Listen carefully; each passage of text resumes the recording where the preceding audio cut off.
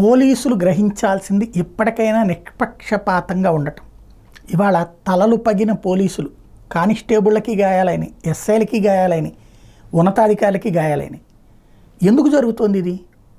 మన ఎదురుగుండా ఎవడు దాడి చేస్తానికి సిద్ధంగా ఉన్నాడో మనకు తెలుసు, కానీ ఉన్నతాధికారులకి చెప్పట్లా, విషయం బయట పెట్టట్లా.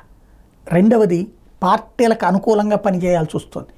మన బాస్ ఏదో ఒక పార్టీకి అనుకూలంగా పనిచేస్తుంటే మనం నిష్పాక్షికంగా ఉండటం అన్నటువంటిది అసాధ్యం. కరెక్ట్. ఆ విషయాన్ని ఉన్నతాధికారులకు కంప్లైంట్ చేసేటటువంటి అవకాశం లేకపోవడం ఇవాళ రోజున ఎదురైనటువంటి దౌర్భాగ్యం.